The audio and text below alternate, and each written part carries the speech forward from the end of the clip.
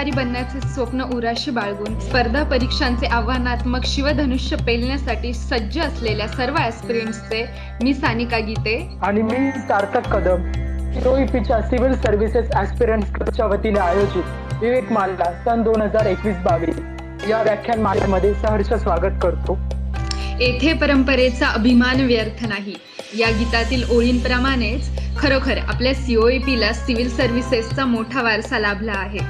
दरवर्षी आपल्या महाविद्यालयात शिक्षण घेतलेले बरेच विद्यार्थी UPSCच्या CSC परीक्षेच्या निकालातही उज्ज्वल यश प्राप्त करतात.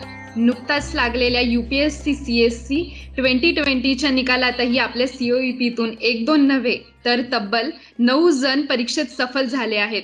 All India rank 37 Vinayak Narwade sir हेही त्यापैकीच एक.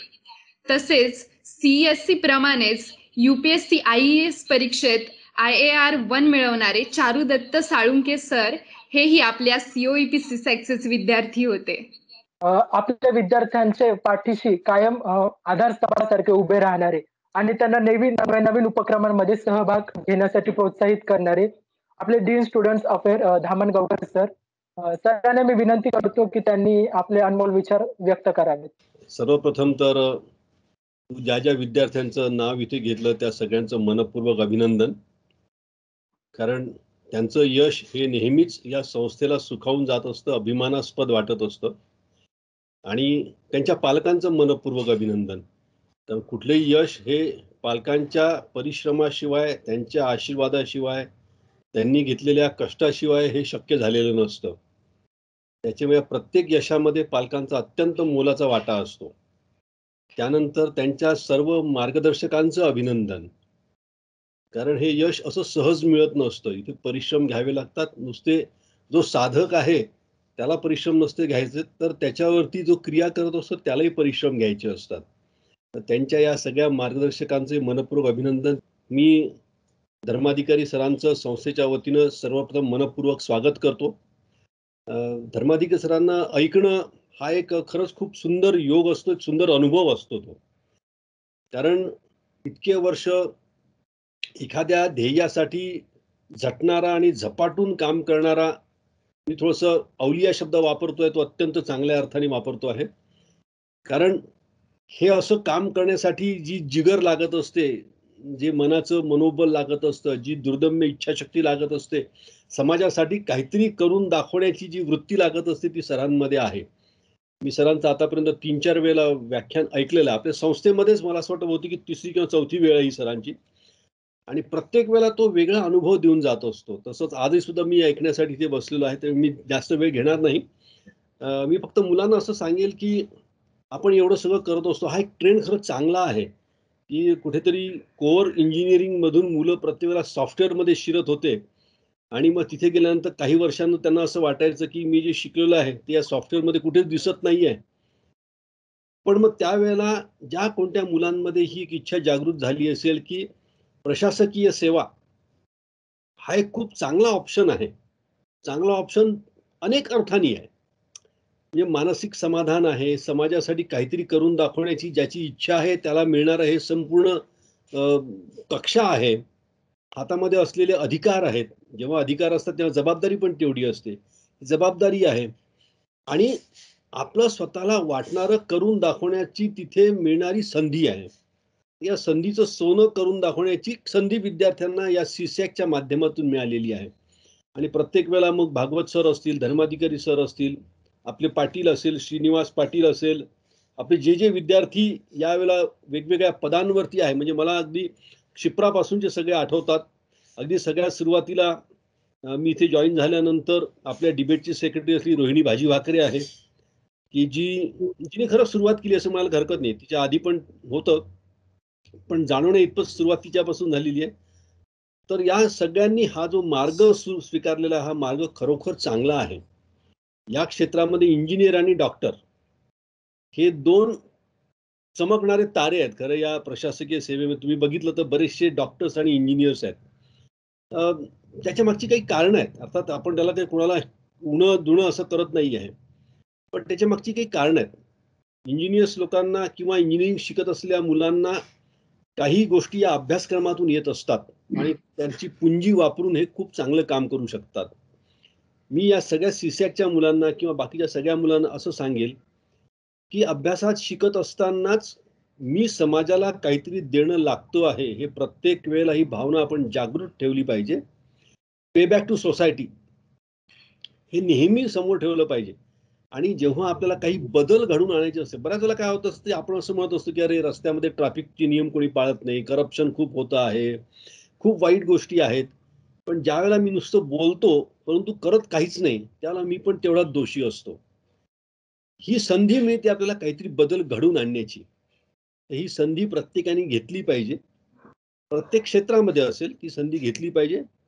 ती संधी घेण्याचं मनोबल तुम्हाला सगळ्यांना लाभो आणि तुम्ही असंच यश वारंवार मिळत राहो. त्या यशातून आपल्याला देशाचं नाव वरती नेता येतं, संस्थेचं नाव नेता येतं, आपल्या स्वतःच्या घराचं, आपल्या पालकांचं. ही उर्मी तुमच्यामध्ये सतत राहो, ही एक मनोभावे मी प्रार्थना करतो. तुम्हाला सगळ्यांना सदिच्छा देतो. आपण खूप मोठा प्लॅटफॉर्म या संस्थेमध्ये उपलब्ध करून देतोय सर. म्हणजे तुमच्या माहितीसाठी सांगतो की जवळजवळ 50 एक क्लब या संस्थेमध्ये आहेत. म्हणजे अगदी हिस्ट्री, फिलॉसॉफी, पर्सनॅलिटी डेव्हलपमेंट पासून तर ॲस्ट्रॉनॉमी, त्याच्यानंतर सॅटेलाईट, बहा, सुप्रा, इव्हन एवढंच नाही तर हायपरलूप, असे विविध टेक्निकल आणि नॉन टेक्निकल क्लब आहेत ज्याच्यामध्ये मुलांचा सर्वांगीण विकास व्हावा, हीच एक अपेक्षा खरं आमची आहे. आणि या संस्थेचं अजून एक असं आहे की मुलाला संपूर्ण फ्रीडम दिला जातोय. म्हणजे इथे जेव्हा हा एखादा सेक्रेटरी म्हणून काम करत असेल तर त्यावेळेला आम्ही त्यात खरं ढवळाढवळ करत नाही. जेणेकरून मुलाला स्वतःला नियोजन आणि ते केलेलं नियोजन पूर्णपणे पार पाडण्यासाठी लागणारं स्वातंत्र्य हे सगळं मिळालं पाहिजे याचा आमचा प्रयत्न असतो आणि हे मुलं करतात याचा आम्हाला अभिमान आहे. तर मुलांनाही माझं सल्ला असा आहे की या सगळ्याचा फायदा घ्या, आपलं करिअर बनवा. आताचा जो जमाना आहे तो गिग इकॉनॉमीचा जमाना आहे. तुम्हाला कुठलंच एका क्षेत्रामध्ये नैपुण्य मिळवून चालणार नाहीये. तुम्हाला वेगवेगळ्या क्षेत्रात नैपुण्य मिळवावं लागणार आहे. मेकॅनिकल इंजिनियर फक्त मेकॅनिकल इंजिनियर राहून चालणार नाहीये. त्याला इलेक्ट्रिकल यायला पाहिजे, त्याला समाजशास्त्र माहीत असायला पाहिजे, राज्यशास्त्र माहीत असायला पाहिजे, त्याला अर्थशास्त्र माहीत असायला पाहिजे, त्याला विज्ञान माहीत असायला पाहिजे. हे सगळं करत असताना गिग इकॉनॉमीचा विचार करत असताना आपल्याला आपला सर्वांगीण विकास घडवून आणायचा असेल तर दिवसाची 24 तास कमी पडतील एवढी मेहनत करायला पाहिजे. आणि ही मेहनत करायची असेल तर त्यासाठी शारीरिक तंदुरुस्ती असायला पाहिजे. मी नेहमी म्हणतो की शारीरिक आणि मानसिक सुदृढता या 2 गोष्टी आवश्यक आहे. या 2 गोष्टी तुम्ही मिळवा. जग जिंकण्याची इच्छाशक्ती तुमच्यामध्ये आहे, हे एवढं तुम्ही मिळवा. जग जिंकणं काही कठीण नाहीये तुमच्यासाठी. सो तुम्हाला सगळ्यांना मनापासून हार्दिक शुभेच्छा. धर्माधिकारी सर नमस्कार आणि पुन्हा एकदा सरांचं मनपूर्वक स्वागत संस्थेमध्ये. मंजिल उनको मिलती है जिनके सपनों में जान होती है, पंखों से कुछ नहीं होता, हौसलों से उड़ान होती है. असेच आपल्या जिद्दीने व कार्याने आकाश कवेत घेणारे माजी सनदी अधिकारी, उत्कृष्ट प्रशासक, वक्ते, लेखक, कवी, संघटक आणि जिंकणारा समाज घडवण्यासाठी नव्या पिढीला मार्गदर्शन करणारे व्यक्तिमत्व म्हणून माननीय श्री अविनाश धर्माधिकारी सर सर्वांना परिचित आहेतच. IAS बनले झालेले ते महाराष्ट्रातील एकमेव अधिकारी होते. त्यांनी फलटण येथे विभागीय उपायुक्त, रत्नागिरी आणि अमरावतीमध्ये जिल्हा परिषदांचे मुख्य कार्यकारी अधिकारी, तसेच रायगड जिल्ह्याचे जिल्हाधिकारी आणि महाराष्ट्राचे तत्कालीन मुख्यमंत्री यांचे सचिव अशा अनेक महत्त्वाच्या पदांचा कार्यभार सांभाळला आहे. पुढे त्यांनी 1996 मध्ये सेवेचा राजीनामा दिला व चौकटींची बंधने ओलांडून परिवर्तनासाठी व युवा प्रशासनासाठी कार्यरत आहेत. तसेच या सनदी सेवेत जाण्यापूर्वी 10 वर्षांपूर्वी स्वयंसेवी कार्यकर्ते व मुक्त पत्रकार म्हणून त्यांनी कार्य केले आहे. त्याचबरोबर स्वच्छ आणि कार्यक्षम प्रशासनासाठी जन आंदोलन उभे केले. राजकारणातही त्यांनी सक्रिय सहभाग घेतला. तसेच नागरिक कृती योजना सुरू केली.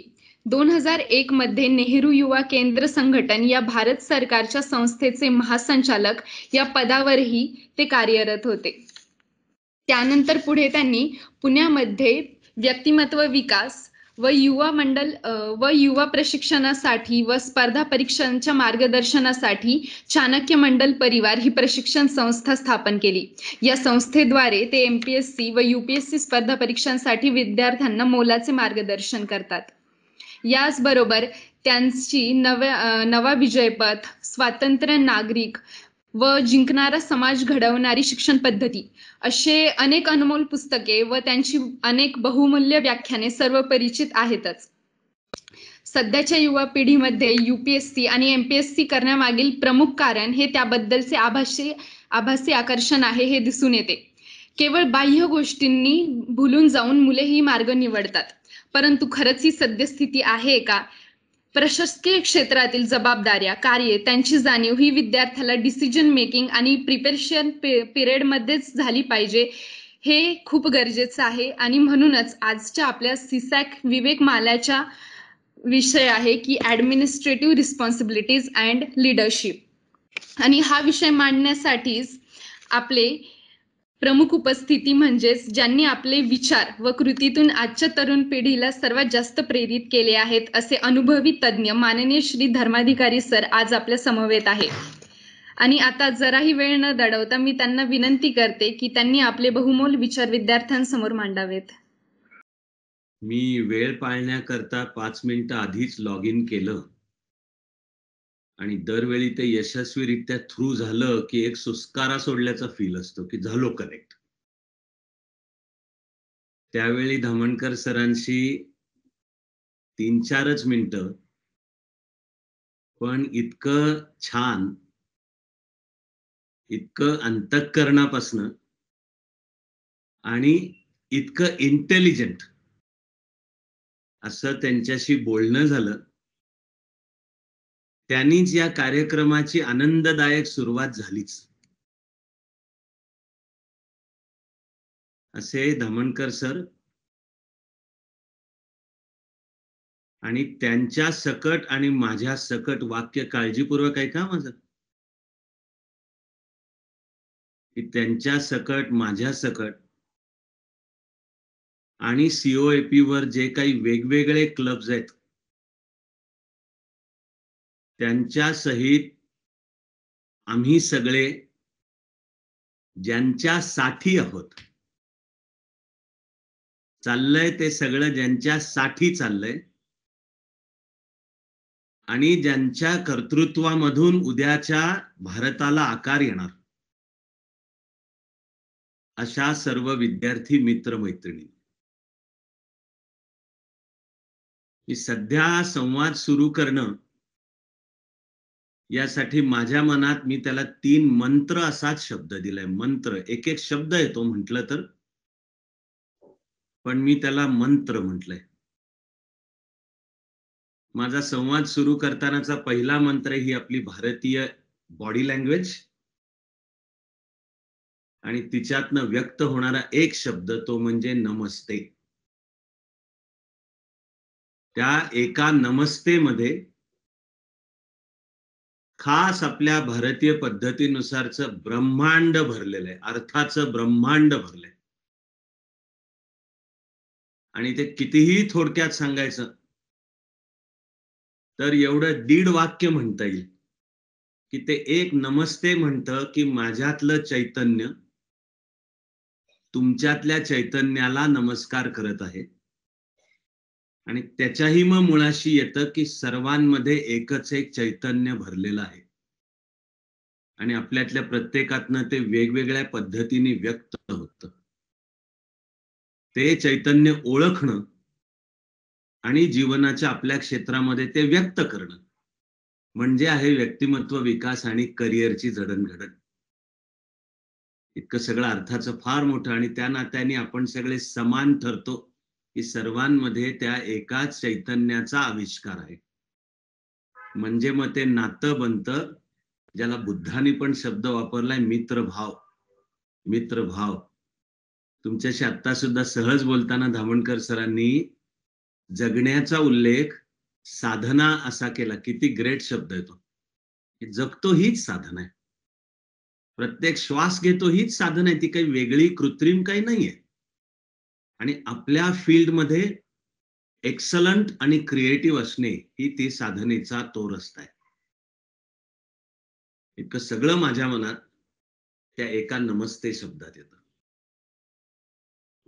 त्याच्या पाठोपाठचा अर्थातच मंत्र आहे सर्वांना सर्व काळ सर्व शुभेच्छा. All my best wishes for all of you. All absolute best wishes, all eternal best wishes, all unconditional best wishes. पण दरवेळी मी जेव्हा म्हणतो अनकंडिशनल बिनशर्त बेस्ट विशेस, त्या प्रत्येक वेळी माझा मेंदू ओरडून मला सांगतो की नाहीये, बेस्ट विशेस अनकंडिशनल नाहीत. एक कंडिशन आहे, एक कंडिशन आहे. ती म्हणजे आपला आजचा विषय स्पर्धा परीक्षा, त्यातून शासनामधला अधिकारी होणे आणि तिथल्या लीडरशिपच्या जबाबदाऱ्या, हे कसं असतं. म्हणून मग ती कंडिशन येते की आपण सगळे स्वच्छ आणि कार्यक्षम, त्याला मी चाणक्य मंडल परिवारात शब्द वापरतो, कार्यकर्ता अधिकारी झाले पाहिजेत, तर शुभेच्छा आहेत, अशी ती कंडिशन आहे. की सर्वांना सर्व काळ सर्व शुभेच्छा या ऍब्सोल्युटली अनकंडिशनल नाहीयेत, कंडिशन आहे. अधिकारी व्हायचंय, सांभाळलं नाही तर ते अधिकाराचं पद बघता बघता डोक्यात जातं. खुर्ची भिनते, तिच्या बरोबर येणारी सत्ता भिनते, भोवतीचं मोठं ऑफिस, मोठा बंगला. पूर्वी ती लाल दिव्याची गाडी होती, आता लाल दिवा गेला. सध्या मुलांना मी सांगतो की तुम्हाला ठेंगा, आम्हाला मिळाली लाल दिव्याची गाडी, तुम्हाला नाही. पण बघता बघता जर सांभाळलं नाही तर ती सत्ता डोक्यात जाते आणि विसरायला होतं की आपण तिथे बसलो आहोत ते सर्वांचे सेवक म्हणून बसलो, समाजाचे, लोकांचे सेवक. त्याचं भान बाळगायला एक कॅरेक्टर लागतं, चारित्र्य कॅरेक्टर, की जिच्या कण्यामध्ये पोलाद भरलंय आणि मेंदू आणि हृदयामध्ये या देशाप्रती म्हणजेच लोकांच्या प्रती, आणि ते लोक म्हणजे आहे भारत माता, तिच्या प्रती आदर आणि श्रद्धा भरलेली. अशी माझी कंडिशन आहे की आपण सगळे कार्यकर्ता अधिकारी झालो पाहिजे. सरही जेव्हा सीओईपीतले एकामागून एक ते नावं घेत होते, त्यांच्या त्या प्रत्येक नावागणित मला ती मुलं मुली डोळ्यासमोरही उभे राहत होते. आणि त्यांच्या जडणघडणीच्या काळामध्ये एका उत्साही टीनेजर पासून ते एक मॅच्युअर, अत्यंत प्रगल्भ आणि कार्यक्षम असा अधिकारीपर्यंत त्यांची वाटचाल कशी झाली असं माझ्या डोळ्यासमोरून सरकत जात होतं. पार महेश पासून ते याही वर्षी जे अनेक जण यशस्वी झालेत, अशी एकाहून एक छान छान नावं. मी म्हणलं सर नावं घेत होते तेव्हा आणि आता मी बोलतोय तेव्हाही भारतभर आणि जगभर काम करणाऱ्या सीओईपीतल्या अधिकाऱ्यांना उचक्या लागत असतील, आता उचक्या लागत असतील त्यांना. कारण आपण त्यांची आठवण तिकडे महेश कमिशनर ऑफ पोलीस रचकोंडाचं काम करतोय आणि अर्थात तो जातोय तिथे काम उत्तमच करतोय आणि एकाहून एक आदर्शही उभे करतोय आणि ते करताना सर्वांना मार्गदर्शनही करतोय. ऍक्च्युली महेश आणि असे सगळे अधिकारी शब्दामधून जे मार्गदर्शन, त्याच्या एन टाइम्स, इन्फायनाईट टाइम्स जास्ती मार्गदर्शन ते त्यांच्या कृतीतून करत असतात. की तो पोलीस ऑफिसर म्हणून ज्या तऱ्हेचं काम करतोय त्याच्यामध्ये ते डोक्यात जाणं नाहीये, सत्तेचा अहंकार नाहीये. अशा त्या महेश पासून ते यावर्षी ज्यांनी विनायक आणि अनेक जण आहेत, अनेक याही वर्षी सीओईपीचे अनेक दरवर्षी असतातच.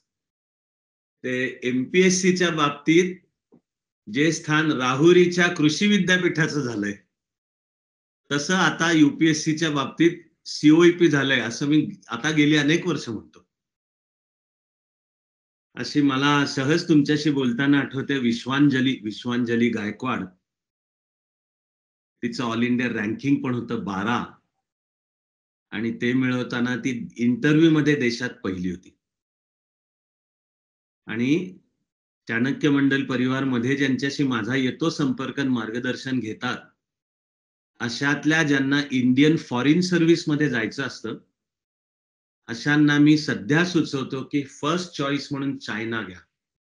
चायना IFS मधल्या अधिकाऱ्याला युनायटेड नेशन्सचा कारभार ज्या 6 भाषांमधनं चालतो त्यातली एक भाषा त्याला पिकअप करण्याचं त्याला स्वातंत्र्य असतं आणि तो मागेल ती मिळेल की नाही हे त्याच्या रँकिंग वरनं ठरतं. ऑल इंडियामध्ये त्याचं रँकिंग किती. तर विश्वांजलीचं होतंच, असे अनेक आहेत. 51 उत्तम. सरांनी डॉक्टरचे विषय काढले तर इंडियन फॉरेन सर्व्हिसमध्ये अलीकडच्या काळामध्ये ते डॉक्टर होण्याची हा BJ मेडिकलचा शिल्पक आंबोले ह्याच्यापासून सुरुवात होते आणि इंजिनियर्स UPSC यश मिळवून इंडियन फॉरेन सर्व्हिस मध्ये जात आहेत अशी अनिकेत मांडवगणे, तो आहे इंजिनियरच, फक्त फॉर अ चेंज तो COEPचं नाही विद्य, पण शिक्षण आणि इंजिनियर ते मी तुमच्याशी बोलणारच आहे. अशांना मी त्यावेळी विश्वांजली सहित सुचवलंय स्ट्रॉंगली की चायना घ्या. इथून पुढच्या काळामध्ये चायना हा किमान बोलायचं तर भारताचा स्पर्धक आहे आणि खरं म्हणजे स्पर्धक नाहीये, चायनाच्या वागण्यामुळेच पण तो या देशाचा शत्रू आहे.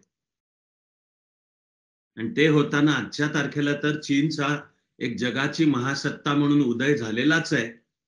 अशा वेळी आपला चीनचा उत्तम अभ्यास पाहिजे, इन्साइट पाहिजे आणि ऑन आवर टर्म्स आपले नॅशनल सेल्फ इंटरेस्ट सांभाळून आणि आपली स्ट्रॅटेजिक ऑटोनॉमी सांभाळून पण होऊ शकली तर चायनाशी दोस्ती. पण चायनाने इलाज ठेवला नाही. भारताच्या भूभागावर दावा करणं चालू ठेवलं. भारताच्या अंतर्गत नक्षलवादाला, फुटीरतावादाला, इस्लामिक दहशतवादाला चालना देणं चालू ठेवलं तर आपल्याला चायनाला तोडीस तोड उत्तर देता आलं पाहिजे. यासाठी शत्रूचाही आपला अभ्यास पाहिजे उत्तम. आणि मला आनंद आहे की आपल्या COEPतून सुद्धा तयार होणारे आता अनेक अधिकारी, त्यातले जे इंडियन फॉरेन सर्व्हिस मध्ये जात आहेत त्यांचं रँकिंग पण उत्तम असतंय. ते चायना घेतायत आणि विश्वांजली नुकतंच तिचं बीजिंगचं प्रशिक्षण पूर्ण करून आता दिल्लीमध्ये येते. असं यश तुम्हाही सर्वांना मिळो. आणि असे ते 51 उत्तम आणि बहुसंख्य जण फेसबुकवरही माझ्याशी संपर्कात असतात आणि आपापल्या ठिकाणी काय आणि ते कसं उत्तम काम करतायत हा माझ्या आनंदाचा सततचा विषय जो तुकोबारायांच्या अभंगाच्या ओळीत येतो, आनंदाचे डोही आनंद तरंग, तसा माझा त्यामुळे दुसरा मंत्र सर्वांना सर्व काळ सर्व शुभेच्छा.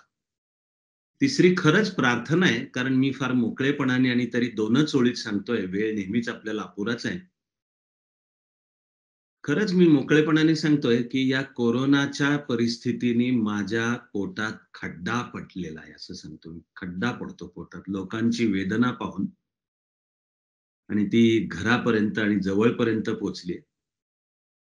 आता सुद्धा तुमच्याशी आधी बोलणं झालं तेव्हा खरं म्हणजे ठरलं होतं की ऑफलाईन आणि प्रत्यक्ष कॉलेजवर कार्यक्रम घेऊ. तेव्हा दिवस जरा बरे होते. कोरोनामुळे अनिश्चितता तयार झालीच आहे. पण आता सुद्धा मी तुम्हाला सांगतो की ऍक्च्युअली मी त्या ऑडिटोरियम मध्येच आहे, कॉलेजच्या परिसरात आहे. तो परिसर रम्य आहे आणि ऑडिटोरियम मध्ये आहे आणि समोरच्या मुलामुलींचा जो प्रचंड उत्साह, त्याची जी व्हायब्रेशन्स असतात, there is no substitute. Technology is a distant poor substitute. त्याला आपली मराठीतली म्हणे दुधाची तहान ताकावर भागवणे. त्याचा अगदीच इलाजच नाहीये. आणि हा ओमायक्रॉन आणि हे सुपर स्प्रेडर आहे आणि ते आता कमी तीव्रतेचं आहे किंवा कंट्रोलमध्ये ते वाटेपर्यंत कालपासून बातमी येणं चालू झाले की आणखी एक व्हरायंट, त्याची चायनाने कॉशन नोटीस इश्यू केली आहे. तो गंभीर आहे आणि त्याचं आणखी एक जर म्युटेशन झालं तर पुढच्या शक्यता अत्यंत डेडली आहेत. त्या मी आता बोलतही नाही, डेडली आहेत. पण मी मोकळेपणाने सांगतो की माझ्या पोटात खड्डा पडतो त्यांनी आणि त्या खड्ड्यामधून प्रार्थना प्रकट होते की तुम्ही सगळे नीट असावे. तुमच्या घरचे नातेवाईक, आई वडील, भाऊ बहिणी, मित्र परिवार, असं करत करत जी प्रार्थना सरांनी पण केली की लवकरात लवकर आपल्या वैयक्तिक जीवनापासून ते या साऱ्या पृथ्वीची, मानवतेची कोरोनातून सुटका व्हावी, अशी माझी प्रार्थना. पण मी आता तुम्हाला सांगतो, मलाही खात्री आहे की तुम्ही पण आपापल्या ठिकाणी कुठेही बसलेले असलात तरी बहुधा मनाने तिकडं ऑडिटोरियम मध्येच आहात. आणि जो उत्साहपूर्ण कल्ला चालतो त्याची व्हायब्रेशन्स मी ऍक्च्युली फील करतोय आता सुद्धा तुमच्याशी बोलताना. आता अलीकडच्या वर्षामध्ये खूप मोठ्या प्रमाणावर इंजिनियर स्पर्धा परीक्षांकडे वळले. आणि बरं, एकदा वळले तर त्यांना त्यात यश मिळतंय याला मी काही फार आश्चर्य नाही मानत. मिळायलाच पाहिजे, मिळायलाच पाहिजे. एक बेसिकली इंजिनिअरिंगची जी बुद्धिमत्ता आहे, ठीक आहे, नुसती बुद्धिमत्ता नाही, तर इंजिनिअरिंग तुम्हाला जे घडवतं, जे अप्रोच देतं की ते आहे रॅशनल, सायंटिफिक, विज्ञाननिष्ठ थिंकिंग आणि अशी मेंदूचीच रचना की मॅथमॅटिकल थिंकिंग. ओके, ती प्रशासनासाठी अत्यंत आवश्यक आहे. That kind of thinking, that kind of bent of mind. आणि नंतर नुसता प्रशासनासाठी नाही, तर युपीएससीची जी एक्झाम सिस्टीम आहे ती सुद्धा या प्रकारच्या इंजिनिअरिंगच्या मेंदूला पोषक आहे, सुटेबल आहे, पोषक आहे. आणि अर्थात अभ्यास कचकावून करायचा असतो, तो जीवनाच्या सर्व क्षेत्रांच्या मधला करायचा असतो, कला, शास्त्र, साहित्य, नृत्य, नाट्य, संगीत, सर्वासकट. पण त्यामागची जी मूळची इंजिनिअरिंगची बुद्धी आहे, त्या बुद्धीने जर एकदा ठरवलं की आता जे कष्ट आपण एरवी इंजिनिअरिंगसाठी करतो ते कष्ट युपीएससीच्या तयारीसाठी करायचे. इंजिनिअरिंगसाठी कष्ट करावेच लागतात. इंजिनियर मुलांना सवयच असते रात्र रात्र जागून जर्नल लिहायची. आली परीक्षा तोंडावर की 15 दिवस आधी अभ्यास करायचा, रात्र रात्र जागून जर्नल लिहायचं. अपवाद फक्त ही जी सानिका छान हसते आहे आणि तिने माझी ओळख करून देताना मला 2 वर्ष खाली ढकललं, तिने मला ज्युनियर केलं. मला माझी IAS ची बॅच 88 नाहीये, 86 आहे. पण वुमन्स एम्पॉवरमेंट, त्यामुळे ती युपीएससी पेक्षा पॉवरफुल आहे. तिने जर ठरवलं की नाही 86 नाही 88, तर इंजिनिअरिंगच्या मुलामुलींना रात्रंदिवस अभ्यास करून कचकावून कष्ट आणि जर्नल्स रात्र रात्र बसून लिहायची सवय असते. यालाही मी म्हणतो की अपवाद इंजिनिअरिंग करणारी मुलगी. कारण ती जरा मान तिरकी करून हसून जर कोणा पोराला म्हणली की माझं जर्नल देतो का लिहून, की ते पोरग बसतंय रात्र रात्र जर्नल लिहित. मुलगी जाते मित्राला भेटायला आणि मित्रही म्हणतो अगं तुझं जर्नल नाही का? ती म्हणते ते आमचं एक आहे येडं कॉलेजातलं, ते देत आहे माझं लिहून. बट द पॉइंट इज, इंजिनिअरिंगच्या मुलामुलींना एक म्हणजे मॅथमॅटिकल आणि सायंटिफिक थिंकिंगची नॅचरल, सहजगत्या सवय लागते. That is what engineering is all about. तो गुण प्रशासनालाही आवश्यक आहे. डिस्पॅशनेट थिंकिंग, रॅशनल थिंकिंग आणि समोरचे कागदपत्र, पुरावे, कायदा, कलम याच्या आधारावर एका शांत डोक्याने दूध का दूध और पाणी का पाणी करणं. पण त्याचबरोबर स्पर्धा परीक्षेची जी मेथोडॉलॉजी आहे ती या इंजिनिअरिंग ब्रेनला योग्य आहे, सुटेबल आहे. की उदाहरणार्थ प्रिलिम ही ऑब्जेक्टिव्ह मल्टिपल चॉईस टाईप. इंजिनिअरिंगची एंट्रन्स पण आता तशीच होते, सीईटी. त्यातल्या ज्यांना IIT हवा असतं ती परीक्षा तशीच होते. आणि वर दिलाय प्रश्न, खाली 4 पर्याय, तिकडे इकडचं तिकडचं, no beating around the bush, no ifs and buts, आणि पण परंतु तथापि, असं बुल्स आहे, हिटिंग द बुल्स आहे, की पिकअप करायचं आहे करेक्ट उत्तर आणि टार्गेट हिटिंग आहे. यालाही इंजिनिअरिंगचा मेंदू सुटेबल आहे. आणि पुढे युपीएससी मध्ये मुख्य परीक्षेमध्ये सांगितलेल्या शब्दांमध्ये अत्यंत गुंतागुंतीच्या मुद्द्यांचं उत्तर तेवढ्या दिलेल्या शब्दात आणि तेही दिलेल्या जागेत लिहायचं असतं. आता तर युपीएससी आन्सर शीट मध्ये जागा पण तेवढीच दिलेली असते की तुमचं काय ते उत्तर तेवढ्यात बसवायचं. म्हणजे त्याला सुद्धा लागतो मनाची आणि बुद्धीची ठेवण, की प्रश्नाला थेट भिडणे, उत्तराला सुद्धा थेट भिडणे. आणि कितीही गुंतागुंतीचा प्रश्न विचारलेला असला, भारताच्या परराष्ट्र धोरणाचं चिकित्सक अवलोकन करा, critically examine India's foreign policy. Okay, हा 10 PhDचा विषय आहे, की ज्यातलं एक PhD माझंच आहे. आणि आता तुम्हाला परीक्षेमध्ये सांगितलंय की हे जास्तीत जास्त 300 शब्द, 300 अप्पर लिमिटच. आता गेली अनेक वर्ष 250 किंवा 200 आणि 150 कितीही कॉम्प्लेक्स विषय असू देत, तो तुम्हाला सांगायचा आहे त्या सांगितलेल्या 250 शब्दात. म्हणजे पहिल्या वाक्याच्या पहिल्या शब्दाला उत्तर चालू व्हायला पाहिजे आणि ते असं थेट मुद्द्याला भिडणारं, ही जी मनाची आणि बुद्धीची ठेवण आहे त्याचं इंजिनिअरिंग जोपासना करते. त्यामुळे एकदा त्या बुद्धीने ठरवलं की आता हा अभ्यास आणि हा जो मनाची बुद्धीची ठेवण आहे ही युपीएससीच्या अभ्यासाला लागायची, ठीक आहे, तर त्यानंतर त्यांना यश मिळतंय याला मी आश्चर्य नाही म्हणत, उलट मिळालंच पाहिजे, मिळालंच पाहिजे. आणि आपल्या भोवतीचा जो काळ बदलतोय तो पाहता तर इंजिनियर्सनी प्रशासनात यावं यामध्ये देशाचं पण फार मोठं भलं आहे. याचं सिंपल कारण आहे, तुम्हाला ते माहिती आहे, ते म्हणजे प्रशासनासहित सगळं जीवन टेक्नॉलॉजी ओरिएंटेड बनत चाललंय. आणि हे जे दशक मानवतेचं आता चालू झालंय and it has started out on a painful note, right? पण या दशकामध्ये यापूर्वीच्या मानवाच्या इतिहासात झाले नाहीत एवढे प्रचंड आणि एवढे फंडामेंटल बदल होणार आहेत आत्ताच्या दशकात. Most of them are technological changes. आणि ते येणं चालू झालंच आहे की ते बदल सारांश रूपाने सुद्धा मी आता सांगाल, मी त्या मुद्द्याला हातच लावत नाहीये की आपल्या भोवतीचं जीवन ज्या वेगाने बदलतंय आणि ते टेक्नॉलॉजी ओरिएंटेड होतंय, तो वेग पुढच्या 8-10 वर्षांमध्ये आणखी वाढणार आहे.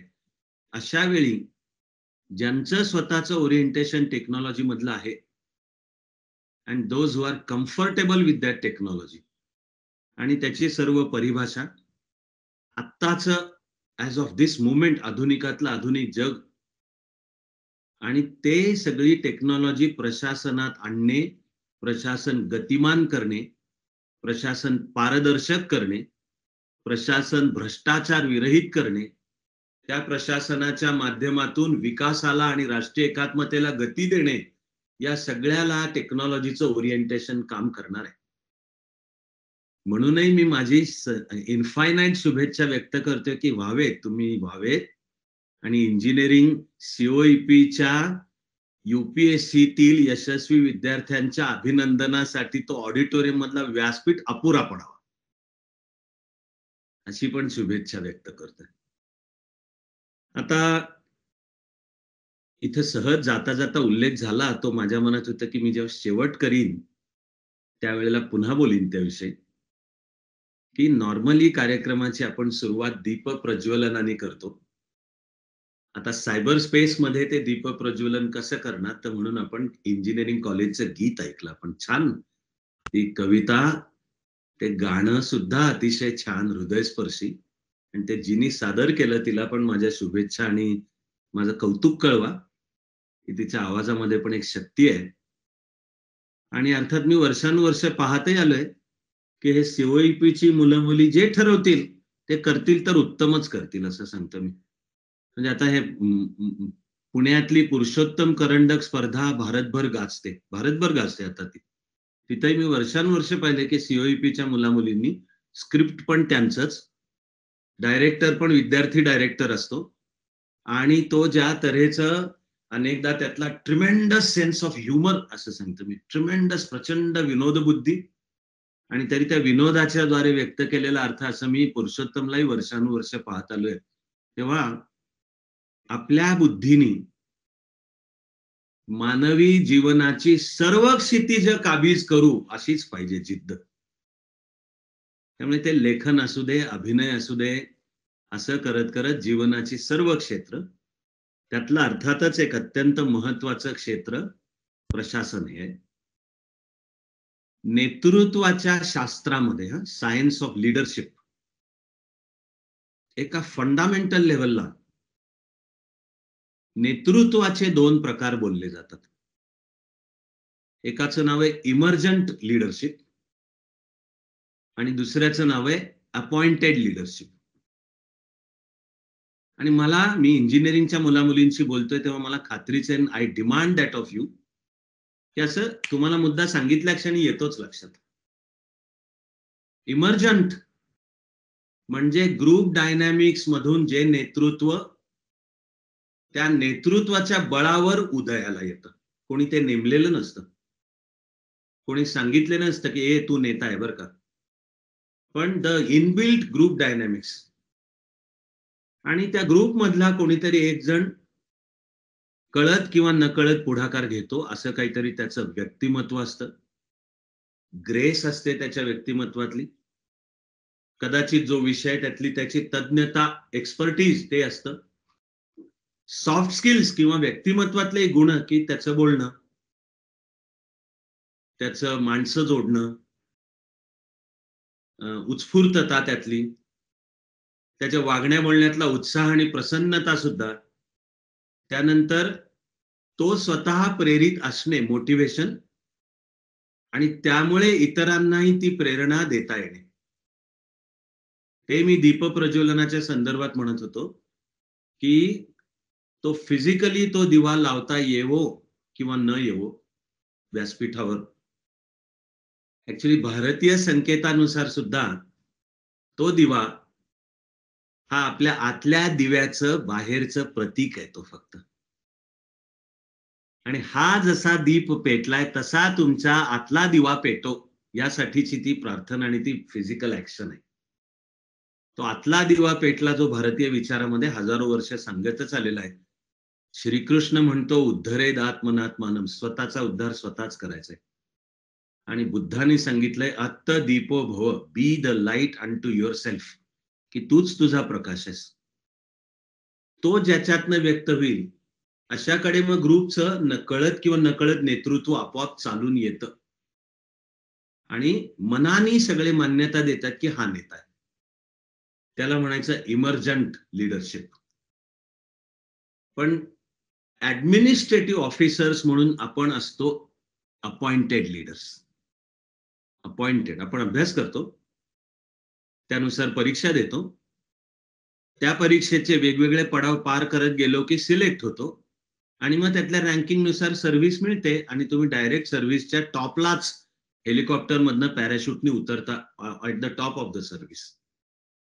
कित्येकदा तर तुम्ही ज्या पोस्टवर पहिलं काम करता तिथे तुमच्या हाताखाली काम करणारे अनेक जण तुमच्यापेक्षा वयानी अनुभवानी मोठे असतात. यंग IAS ऑफिसर्स यांच्या हाताखाली त्यांच्या वडिलांच्या वयाचे निघतील अशी माणसं काम करत असतात. Civil servants are appointed leaders. Appointed की आता तुम्ही नेमलात, IAS झालात, मसुरीला ले दे के एकूण मिळून 2 वर्षांचं प्रशिक्षण झालं आणि मग गव्हर्नर ऑर्डर काढतो की we are please to appoint you as assistant collector. आणि तुमच्या हाताखाली 2 किंवा 3 तालुके, साधारणपणाने 150च्या आसपास माणसं, एक डिपार्टमेंट ज्याचं नाव रेव्हेन्यू डिपार्टमेंट, मुख्य 5 कायद्यांवर तुमची सुपरविजन आणि एक ऍव्हरेज तुम्ही 70-80 कोटीचा टर्नओव्हर हँडल करता. That is being assistant collector. हे मी अगदी कमी शब्दात सांगितलं तुम्हाला. You are leader. You are leader. तुमच्या हाताखाली 150 माणसं असणार आहेत, एक टेरिटरी असणार आहे. You are leader. पण देन लीडरशिपच्या शास्त्रानुसार ही आहे अपॉइंटेड लीडरशिप, नेमलेली. अधिकारी म्हणून तुमचं कौशल्य is your capacity to turn appointed leadership into emergent leadership. तर जाता जाता थोडं पॉलिटिक्स आणि त्यातल्या लोकशाहीचा जर विचार केला तर दिसेल की राजकीय नेतृत्व हे बेसिकली इमर्जंट लीडरशिप असते. राजकारणामध्ये असं नेमलं नाही जात की तू नेता आहेस आणि त्या नेमण्याला कोणी विचारणार पण नाही. ते तो नेता, त्याचं कर्तृत्व, त्याचा मास बेस, लोकांना बरोबर घेण्याची त्याची कपॅसिटी, एक दिशा, एक ध्येय देण्याची क्षमता, मोटिवेट करता येण्याची क्षमता, इन्स्पायर करता येण्याची. नेत्याचं आणखीन काम आहे, पहिलं काम मोटिवेशन आहे.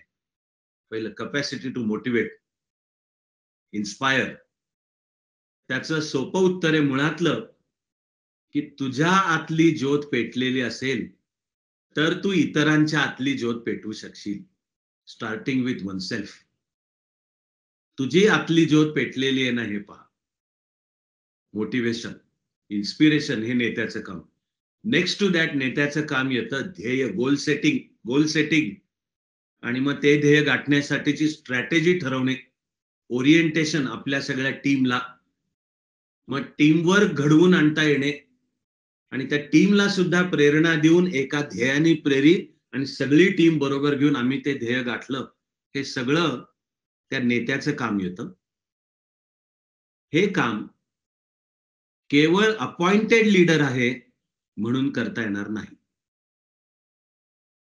काही वेळा मी काही अधिकाऱ्यांचं वागणं पाहिलंय, ज्यांनी मी सुरुवातही केली तुमच्याशी बोलायला, की जर स्वतःला काळजीपूर्वक सांभाळलं नाही, ओके, तर बघता बघता सत्ता डोक्यात जाते, अधिकार डोक्यात जातो. कारण मी म्हणलो तो जो सगळा द पॅराफर्नेलिया ऑफ पॉवर भोवतीचा, आणि ती खुर्ची आणि ते मोठं टेबल आणि ऑफिस आणि त्याच्या बाहेरचा शिपाई आणि कोणी भेटायला आला तरी आधी तो आत आणून तुम्हाला चिठ्ठी देतो. मेजॉरिटी जण तुम्हाला सर सर किंवा मॅडम मॅडम करत असतात. ते बघता बघता डोक्यात जातं ना. आणि लोक तुमच्या गाडीचं दार उघडायला पुढे येत असतात. तुम्हाला कार्यक्रमाचे अध्यक्ष, उपाध्यक्ष, प्रमुख पाहुणे, प्रमुख वक्ते म्हणून पण बोलवत असतात. तुमच्या हस्ते बक्षीस समारंभ होत असतात. तुम्हाला कोणतं 120-32 जाफरानी पत्तीचं कत्री सुपारी खुशबू लावलेलं पान लागतं ते पण देतात. ते बघता बघता जातं ना डोक्यात. Power corrupts and absolute power corrupts absolutely. हे जर व्हायचं नसेल तर जे आवश्यकता आहे त्याचं नाव आहे चारित्र्य, कॅरेक्टर. आणि तर त्या कॅरेक्टरला सतत भान ठेवायला लागेल की आपण लोकांचे सेवक आहोत. हे दिलेलं ऑफिस, ती बाहेरची कार, तो मोठा बंगला, हे वेगवेगळे कायदे, हे सगळे आपल्याला लोकांची सेवा नीट करता आली पाहिजेत याच्यासाठी आहेत. आणि नेमणूक, अपॉइंटेड, तुम्ही नेमले गेलात असिस्टंट कलेक्टर, केवळ त्यांनी नाही यशस्वी होणार तुम्ही. मी दुर्दैवाने काही वेळा काही अधिकारी पाहतो की ते आपल्या बरोबरच्यांशी, कलिग्स, आपल्या सबऑर्डिनेटशी आणि वर्स्ट भाग म्हणजे लोकांशी अतिशय गर्विष्ठपणाने वागतात. एक कसला तरी फोल, त्याला इंग्लिश छान शब्द आहे, व्हॅनिटी. बघता बघता व्हॅनिटीने भरतात. फुकटचा कसला तरी ताठा असतो आणि त्यातून एक त्यांच्या सगळ्या वागण्यामध्ये गर्विष्ठपणा आणि तुच्छता येते. हे काही फार यशस्वी होणार नाहीत अधिकारी म्हणून. तुम्हाला जिथं नेमलं गेलं, अपॉइंटेड लीडर आहात, पण your success will depend on your capacity to convert that appointed leadership into emergent leadership. म्हणजे तुमच्या सहकार्यांनी, तुमच्या हाताखाली काम करणाऱ्यांनी आणि फायनली आणि सगळ्यात मुख्य म्हणजे लोकांनी सुद्धा तुमचं नेतृत्व स्वीकारलं पाहिजे मनातून. असं तुमचं व्यक्तिमत्व, असं तुमचं जगणं, वागणं, बोलणं, असं तुमचं काम करणं असायला पाहिजे. प्रशासनातला अधिकारी जेव्हा यशस्वी होतो तेव्हा तो नुसता कोणातरी पदावर नेमला गेलाय म्हणून यशस्वी होत नाही. आणि त्या पदाला काही अधिकार आहेत, ते काही कायद्याने मिळालेत आणि त्या पदाची मूळ सूत्र राज्यघटनेमध्ये जातात. केवळ त्यांनी होणार नाही, लक्षात घ्या. पोलीस ऑफिसर्स अनेक असतात, पण त्या सगळ्यांच्या मधनं असा असामान्य काम करणारा महेश कसा निघतो? आणि केवळ मुलींनी, स्त्रियांनीच नव्हे, पुरुषांनी सुद्धा ज्यांना एक आदर्श अधिकारी मानावं, मानतात, ती आनंदाची गोष्ट आहे. अशा किरण बेदी ते आहेत किंवा IPS अधिकारी खूप आहेत. त्या सगळ्यातनं दुनिया याद करेगी की किरण बेदींनी ज्या तऱ्हेचं काम केलं. शेषन यांनी IAS मध्ये आणि फायनली भारताचे मुख्य निवडणूक आयुक्त म्हणून ज्या तऱ्हेने काम केलं, with all due respect. Otherwise भारताला 1950 पासून अनेक निवडणूक आयुक्त आहेत की, मुख्य निवडणूक आयुक्त. आणि मला व्यक्तिशः माहिती आहे की तेही सगळे ग्रेट आणि उत्तम काम करणारेच होते. मी त्यातल्या कोणाही बद्दल अप्रत्यक्षरित्या सुद्धा अनादर नाही व्यक्त करतोय. आणि तरी सुद्धा एकदा 1990 मध्ये चीफ इलेक्शन कमिशनर झाल्यावर ज्या तऱ्हेने शेषन सरांनी त्या इन्स्टिट्यूशनला कामाला लावलं, तर हे नुसतं त्या पदावर नेमण्याने नाही होत. Your capacity to turn appointed leadership into emergent leadership. मी इथे माझ्या नोट्समध्येही, आपल्याला वेळ कायमच अपुरा पडणार आहे, त्यामुळे आता मी खरं म्हणजे किस्से किंवा केस स्टडी म्हणा त्याला फार तर, तिकडे येण्यापूर्वी आधी तुम्हाला मुद्दे म्हणायचा प्रयत्न करते आणि मग मी घड्याळाकडे पाहून ठरवणार की ओके, आता उपलब्ध वेळानुसार 1, 2, 3 त्यातले किस्से तुम्हाला कसे सांगावेत आणि सांगावेत का नाही सांगावेत ते. त्यानंतर आहे तुमचं यशस्वी नेता होणं हे ठरणार आहे, can you be a role model. त्याला म्हणतात leadership by example, that you lead by example. की तुम्हाला तुमच्या बरोबर काम करणारे आणि हाताखाली काम करणारे सगळ्यांनी वेळ पाळलेली हवी का वक्तशीरपणा, ज्याचा आजही मला आनंद आहे की एक माझ्यातल्या त्या शिस्त आणि कमिटमेंट, तुम्हालाही दिलेला शब्द, म्हणून मी 6 म्हणजे 5:55 मी उपस्थित असणार, तुम्ही होतात आणि आपण बरोबर 6च्या ठोक्यालाच आहे, यातला जो आनंद असतो. ओके, पण पंक्च्युअलिटी, प्रोफेशनॅलिझम, ठीक आहे, दिलेला शब्द पाळणे, काम वेळच्या वेळी करणे आणि ते केलं तर उत्तमच करणे. ओके, हे सगळं you have to lead by example. मी मुलांनाही अनेकदा अगदी साधं सांगत आलो की सरकारी कार्यालय 10 वाजता चालू होतं. स्टाफनी जर कलेक्टरची गाडी 9:50 कलेक्टर ऑफिस मध्ये प्रवेश करते हे जर पाहिलं, okay, take my word for it की तुमचा 95% स्टाफ तुम्ही न सांगता वेळ पाळू लागेल. उरलेल्या 5%ला तुका म्हणे ऐशा नरा, मोजोनी माराव्या पैजारा, ते अधिकार तुमच्या हातात असतात. पण तुम्ही तुमच्या सहकारी आणि सबऑर्डिनेट्सना केवळ आदेश काढून वेळ पाळायला लावू शकत नाही. ऐकणार नाहीत लोक, त्यांनी ऐकणार नाहीत.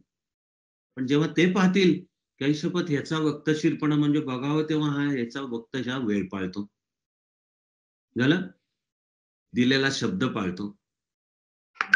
की तो जर लोकांना काही म्हणाला की उद्या 11 वाजता, तर त्याचा अर्थ आहे तो 10:55 तयार असतो. आणि तुमची फाईल सोमवारपर्यंत क्लिअर होईल, तर त्याचा अर्थ आहे ती सोमवारपर्यंत क्लिअर होईल. ऑटोमॅटिकली तुमच्या हाताखाली काम करणारी सगळी टीम काम उत्तम करू लागेल. ते जेव्हा पाहतील की तुमच्या टेबलवर फाईल 24 तासापेक्षा जास्ती काळ पडून राहत नाही, you are that efficient. If you are efficient then you can make the system efficient. आणि तुमचा स्टाफ हेही जेव्हा पाहिलं, आणि लोक सुद्धा, लोकांचं असतं लक्ष. जुन्या हिंदीमध्ये किशोर कुमारने गायलेलं एक फार मस्त गाणं येऊन गेलंय. आपला कार्यक्रम संपल्यावर ते ऐकायचं असलं तर युट्यूबला द्या सर्चला कमांड. गाण्याचा मुखडा आहे, ये जो पब्लिक है ये सब जानती है, असे ते गाणे जुन्या 70s मध्ये आलेले आहेत. ये जो पब्लिक है ये सब जानती है. पब्लिक है सब. मी तुम्हाला खरंच सांगतोय की तुम्हाला उद्या प्रशासनात गेल्यावर काही वेळा आश्चर्य वाटेल, पब्लिक तुमची सगळी कुंडली ओळखून असतं. प्रशासनातला हाच शब्द आहे, कुंडली, लिटरली. आणि इथपर्यंत सांगतोय की या साहेबाला काय खायला आवडतं, व्हेज का नॉनव्हेज, आणि तो नॉनव्हेज फक्त खातो का बोलतो सुद्धा. आणि रेस्ट हाऊसवर त्याला जर जेवण द्यायचं असेल तर याच्या आवडत्या डिशेस कोणत्या, आणि गाडीमध्ये त्याच्या शेजाऱ्या बसलेल्या बाईसाहेब या त्याच्याच बाईसाहेब आहेत का आणखी कोणी आहेत, या सगळ्या सकट पब्लिक है ये सब जानती है. तिचं तुमच्या भुवई वाकडी करण्यावर सुद्धा बारीक लक्ष असतं. या साहेब बसतो कसा, उठतो कसा, बोलतो कसा, कामं कशी करतो. मी जे म्हणालो की फाईल 24 तासापेक्षा पेंडिंग राहत नाही. इतकी उदाहरणं माझ्या डोक्यातनं सरकत जात आहेत, असे सांगतो मी की हा साहेब काल टूरवर होता, पहाटे 4 वाजता घरी आला, तरी सकाळी 10ला जेव्हा ऑफिस चालू होतंय तेव्हा पुन्हा हा वेळ येत आहे आणि आपण कालच्या संध्याकाळच्या फायलींचा जो गठ्ठा घरी पाठवला होता त्या सगळ्या फायली डिसिजन घेऊन परत आलेल्या आहेत आपल्यापर्यंत. तर the whole system will be efficient. तर तुम्ही इफेक्टिव्ह आहात. आणि की याच्या टेबलवर फाईल 24 तासापेक्षा जास्ती काळ पेंडिंग राहत नाही, आणि नुसती नाही, यांनी फाईल वाचलेली असते भाऊ.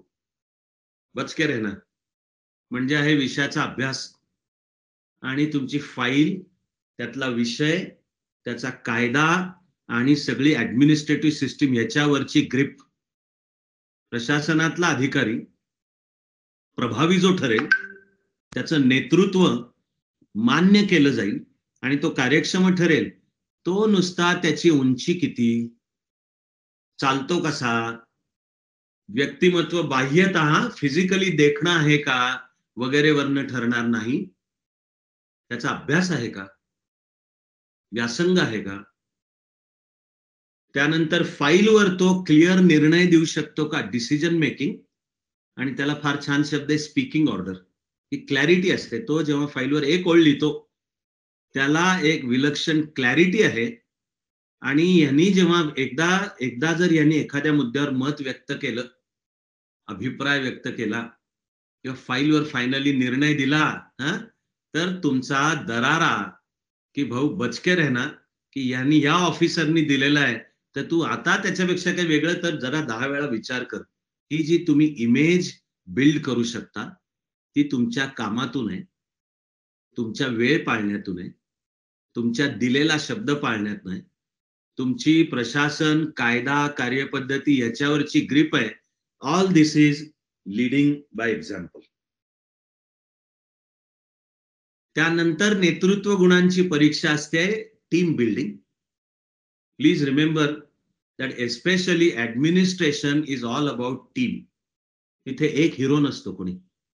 एकाच्या वैयक्तिक ब्रेव्हॅडो किंवा व्हॅनिटी याला जागा नाहीये. Your capacity to build the team and then lead that team. त्या नेतृत्वाचं एक फार छान गमक क्रायटेरिया आहे की चांगला नेता काम यशस्वी झालं तर सर्व श्रेय आपल्या टीमला देतो.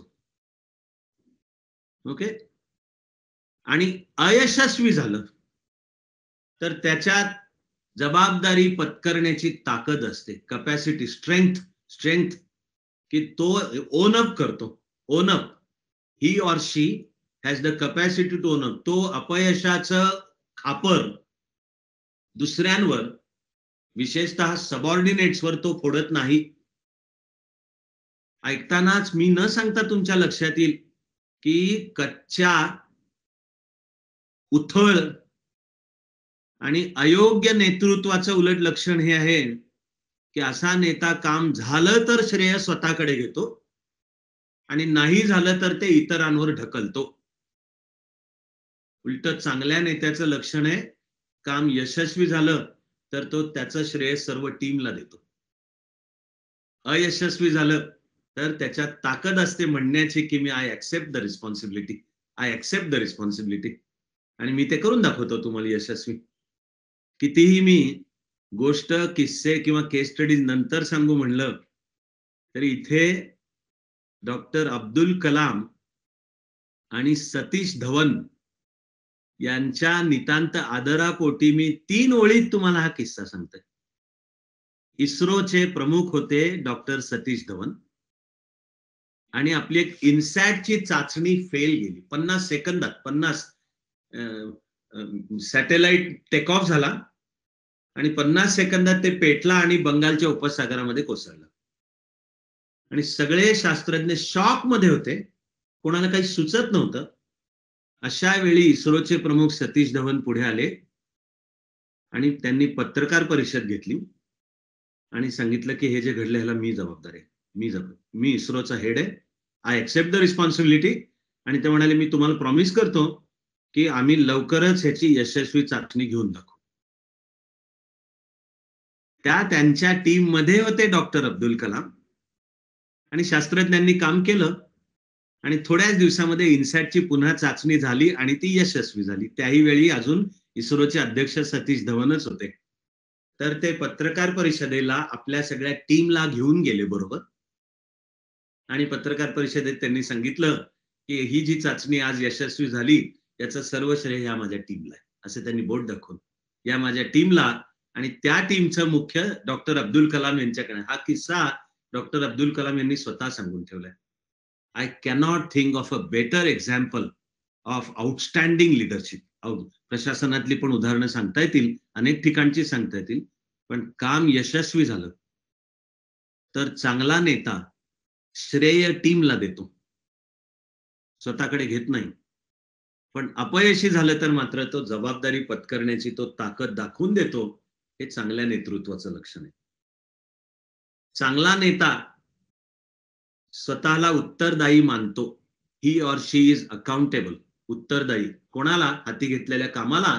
आणि प्रशासनाचं बोलायचं तर मुख्यतः लोकांना तो उत्तरदायी असतो.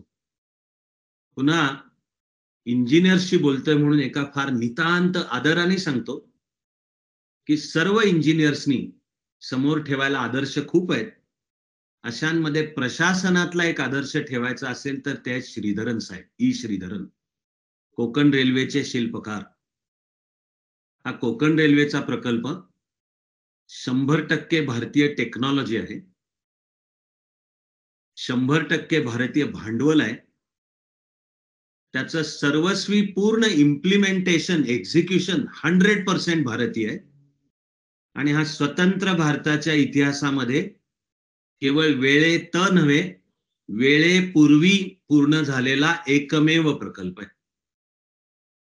त्या सगळ्याचं नेतृत्व शिक्षण आणि इंजिनियर असलेले या भारत मातेचे थोर सेवक, जे विवेकानंदांना गुरु मानतात आपले, असे श्रीधरन साहेब, त्यांच्या नेतृत्वाखाली ते झालं. आज त्यांना मेट्रो मॅन म्हणूनही ओळखतात, कारण दिल्ली सहित आणि पुण्यातल्या सहित आता ठिकठिकाणच्या मेट्रो प्रकल्पाचे ते मार्गदर्शक आहेत. दिल्लीतला तर त्यांनी उभा केला मेट्रो प्रकल्प.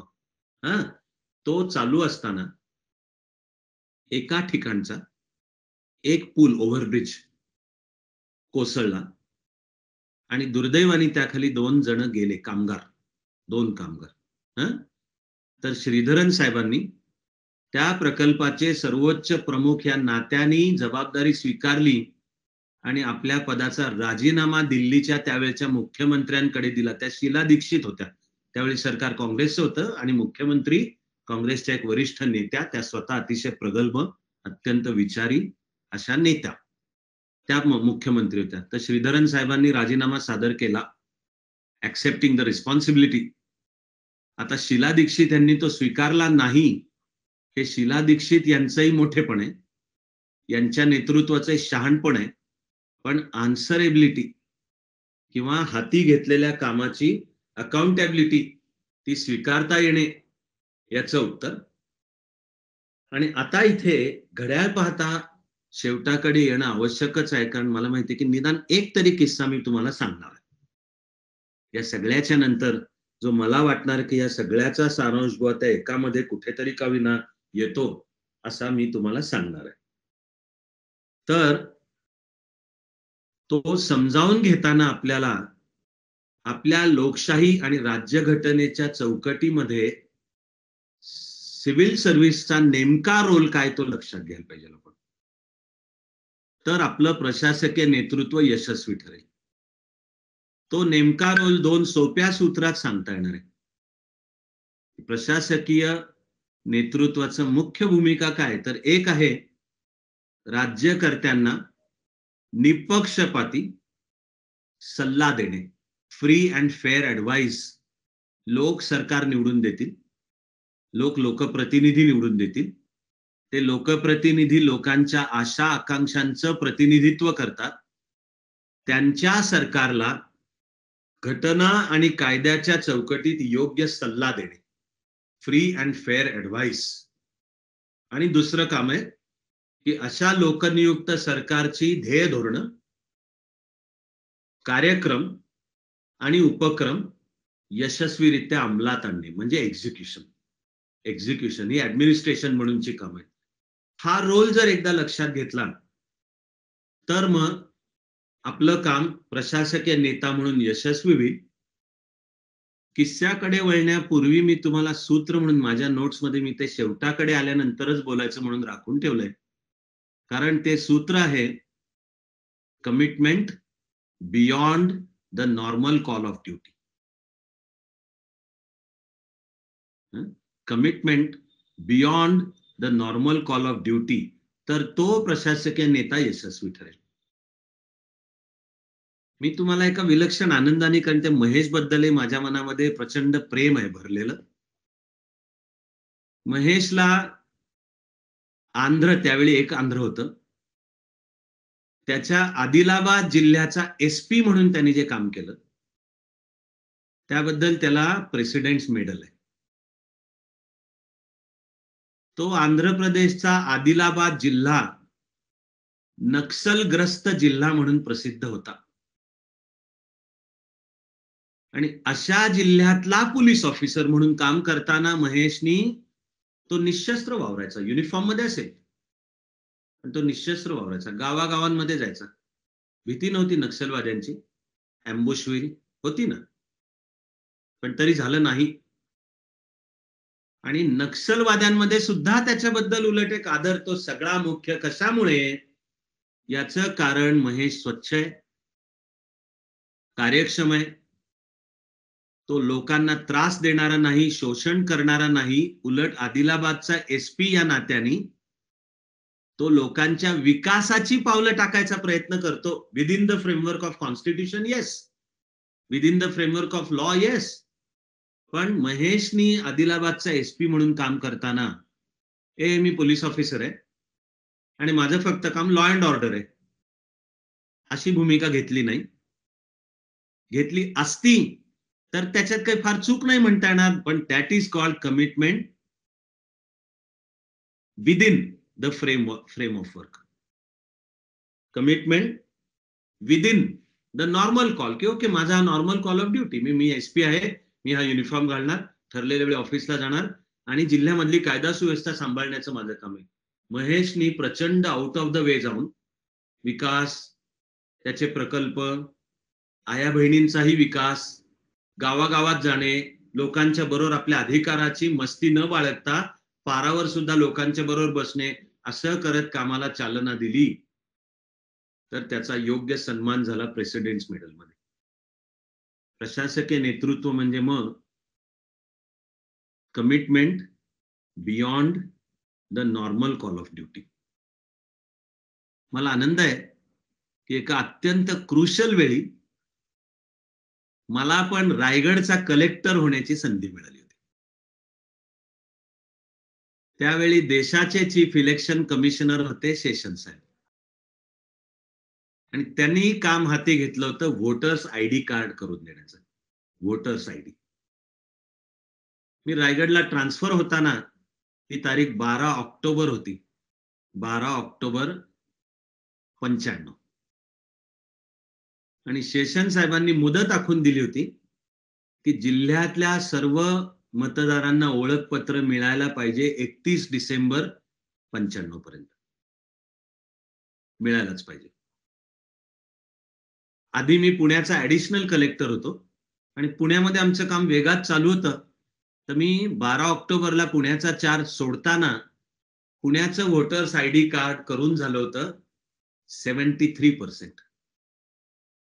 आणि सेम डे मी रायगड कलेक्टरच्या गाडीत बसून चार्ज घेतला. ऍक्च्युअली डे 1 ला माझी एक मीटिंग सीएम बरोबर होती आणि ती करून मी जिल्ह्यात पोहोचलो आणि तो दसऱ्याचा दिवस होता आणि मी सुट्टी बिट्टी काही न देता हेड्स ऑफ डिपार्टमेंट त्यांची मीटिंग घेतली. दसरा बिसरा काही नाही, पूर्णाची पोळी नंतर आधी काम.